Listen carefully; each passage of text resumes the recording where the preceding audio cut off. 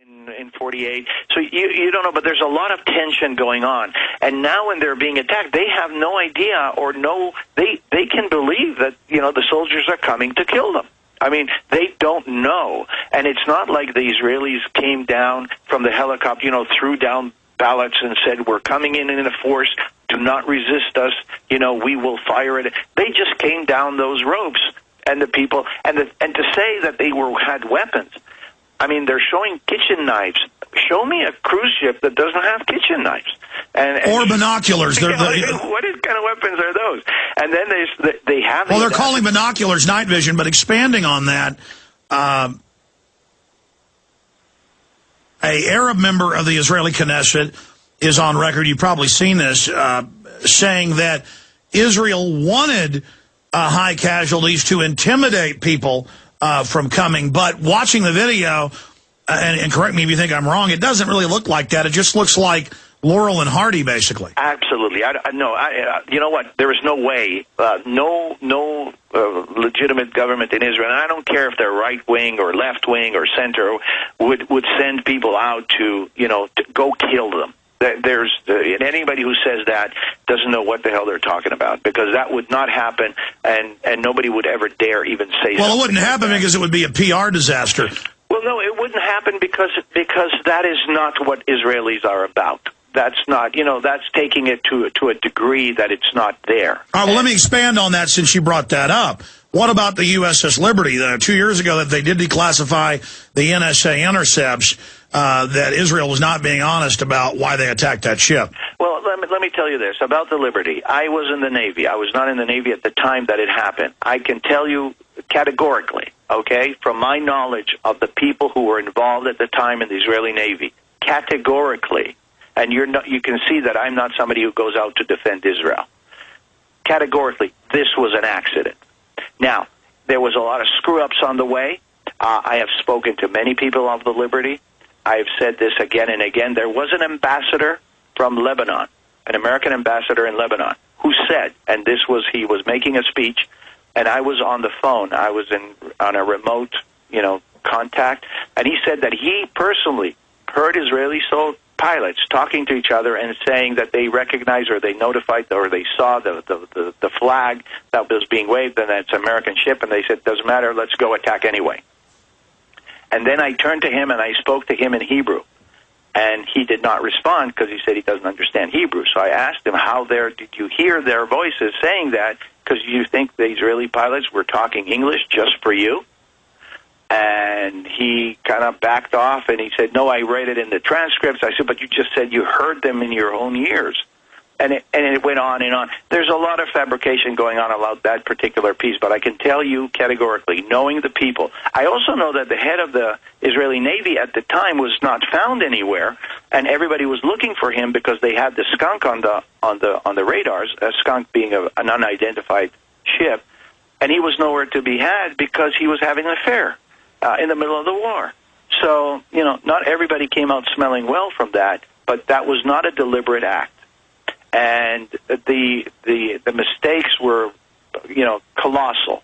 Well, I've interviewed the admirals, and they're all dead now, but those interviews are there. And they said that when they got on the phone to McNamara and said, we're sending ships to defend, McNamara said, no, you're not to, and they refused his order. And then LBJ came on and said, look, that ship's going to the GD bottom, and that basically it was a pre-done deal to blame it on Egypt. But you're saying that isn't the deal. No, I'm saying no. You're mixing two things. The fact that there was a cover-up after that, and that American ships or forces were not sent to aid, and all that is accurate. I don't know about that. I can't say to that anything. I can only say that the attack on the ship itself was not a deliberate act by the Israeli Navy or the Israeli Air Force.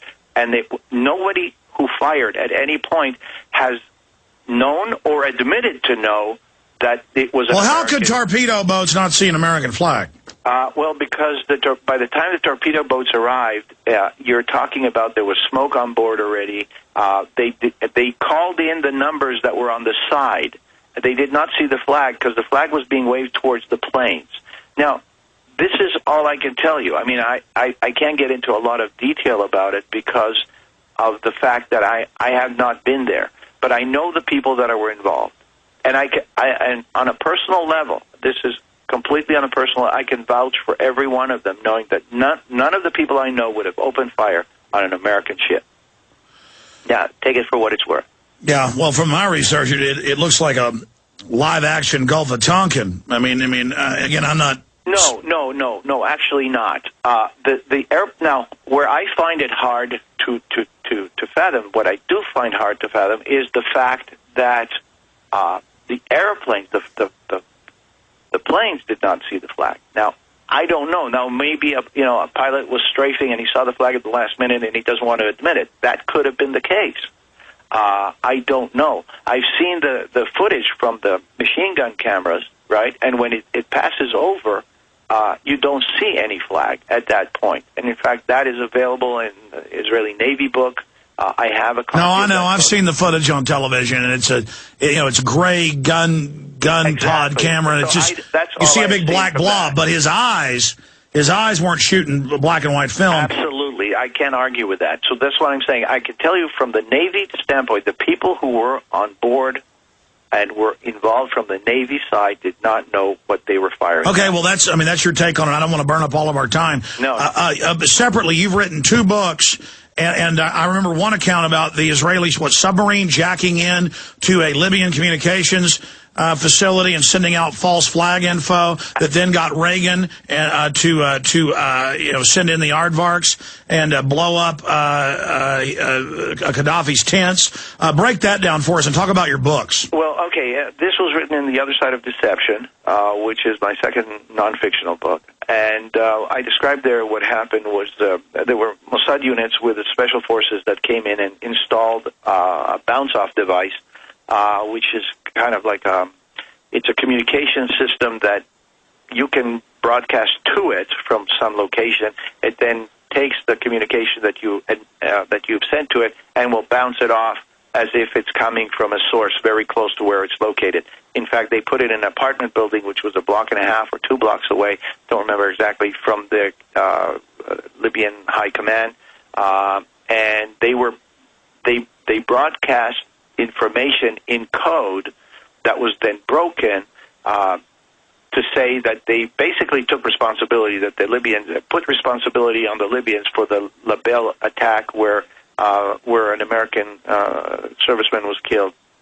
And that, called in itself as a terrorist attack against American forces, brought about the attack by Reagan, who called in an air attack on Libya that killed Gaddafi's daughter, I think, one of his children or something. So that is a frame-up, yes. And so when you were in the Mossad, you had knowledge of that? Yes. And this is the information that I'm talking about. Now, Israel cannot be happy that you're talking about that. They never were. Well, Israel's not happy about anything I say. The point is, I don't wave flags. When I talk about these things, I talk about either what I know.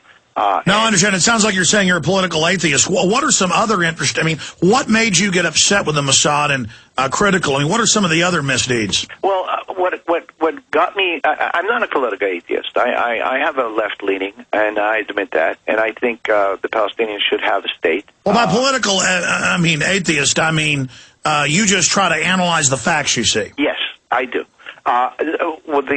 My main concern with the Mossad, and my main problem with the Mossad, was the fact that the Mossad is a very important entity in the protection of the State of Israel. And what it should do is gather information, analyze it to the best of its ability, put it into the process of, into the rest of the information gathering system, and provide the leaders of the state the ability to make a decision which is based on reality and data.